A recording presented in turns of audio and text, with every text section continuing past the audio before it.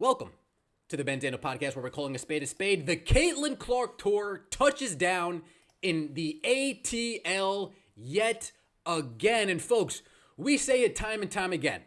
Not only is Caitlin Clark box office when it comes to watching her on TV, but she is box office when it comes to people paying their cha-ching to see her in person. The first time these two teams matched up, 17,575 fans showed up to the game in the State Farm Arena to watch Caitlin Clark play. Well, Ben, how do you know it was because Caitlin Clark was playing? Well, usually the Gateway Center, the Atlanta Dream's normal home, that arena only can hold around 3,500 people. And last time they played over there against the Phoenix Mercury, who plays on the Phoenix Mercury? Refresh my memory. Somebody really important plays on the Phoenix Mercury, right? Somebody who's been carrying women's basketball for the last 2 decades plays on the Phoenix Mercury, right? Last time they played the Phoenix Mercury in their hometown, only 3,200 people showed up. They couldn't even sell out a 3,500 seat arena against the dinosaur that is Diana Taurasi. But when Caitlin Clark comes to town, not only are we selling out the arena, we need to sell standing room tickets only to get that sellout.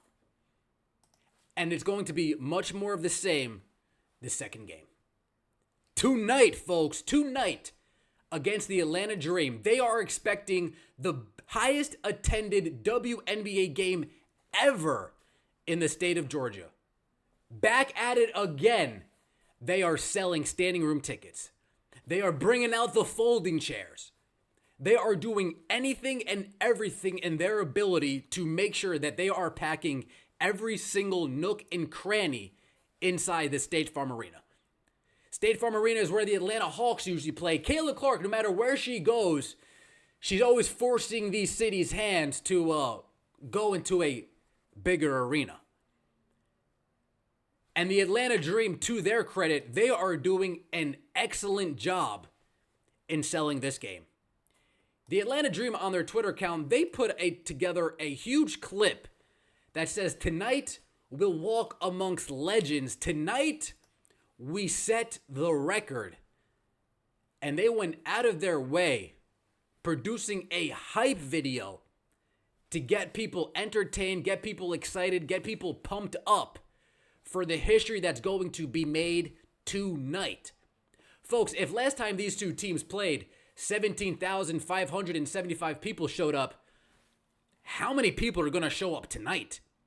How many people are they actually expecting tonight? Are they looking towards 1,700, 700? Are we looking at maybe 18,000 people in attendance for tonight's Atlanta Dream game? Folks, this is what we talk about when we talk about the CC effect. It's not only her game, it's not only her ability to make her teammates better, it's her ability to captivate audiences. It's her ability to transcend the sport of women's basketball and be so mesmerizing that you have no choice. When she's in town, that's the hottest ticket in town. When the Yankees are in town, that's the hottest ticket in town. When the Lakers are in town, that's the hottest ticket in town. And now, when the Indiana Fever are in town, they are the hottest ticket in town. They are calling it the biggest matchup of the season. You see how the Atlanta Dream are buying into the hype, buying into the effect, buying into the CC tour? Folks, Atlanta, they must have understood the assignment. They know how to actually market superstars clearly, because every time Caitlin Clark comes to town, they take it from their itty bitty small arena and they put it in the big boy arena. And not only that, they're hammering it home every single day. Caitlin Clark's in town. We're about to sell this thing out. We are packing this stadium to the gills. I wish more teams would actually hop on this train and promote the games when Caitlin Clark is in town. Not just say, hey, we're playing the Indiana Fever tonight. That's it. The Atlanta Dream are going extremely hard when marketing this game. In fact, they're already calling it a sellout. They are already calling tonight's game a sellout based on seats sold. Seats are done with, folks. If you thought you were going to get there and sit in a nice, comfortable chair, maybe sit in a suite, sit down low, sit up top, if you thought you still had that ability, you're wrong. The only ability you have now is to get standing room tickets only. Folks, when I hear standing room tickets, I'm thinking Major League Baseball. What is this, a baseball game? We're selling standing room tickets to a basketball game? This is insanity.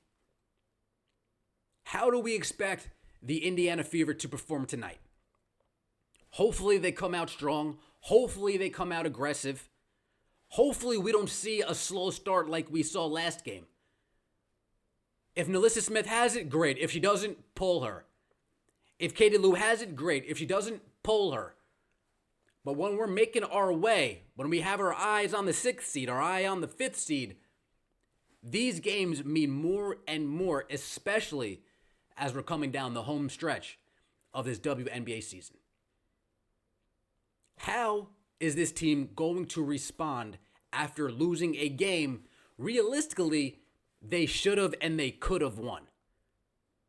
If that team doesn't shoot 25% and we make 35% of our threes, GG no re, as they say back in the Halo days.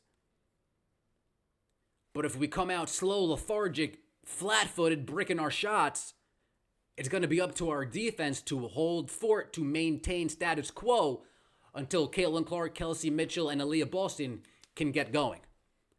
I'm very interested to see how Chrissy Sides addresses this game when it comes to rotations. Do we see more Dantas? Do we see less Temi? Do we see more Temi? Do we see less? Do we see Erica Wheeler at all? You'd have to think so, being that she played for the Atlanta Dream. Last time, Chrissy Sides was like, oh, it's Erica Wheeler's homecoming. Erica Wheeler, get in the game. But it's going to be the same case tonight. Is Lexi Hull going to get serious 25 to 30 minutes tonight? Are we going to put our team in the best position to win tonight? Because it's a party tonight, folks. It's the CC Tour touching down in Atlanta. I feel bad for all these people paying X amount of dollars to come watch Caitlin Clark only for the Indiana Fever to come out flat-footed.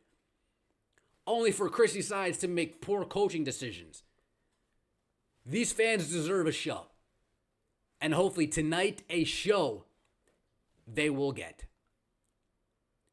Folks, I want to show you something real quick before we end today's video. The Indiana Fever, through 29 games, has the highest average total attendance of all WNBA teams, and the Atlanta Dream have the smallest WA attendance of all the teams.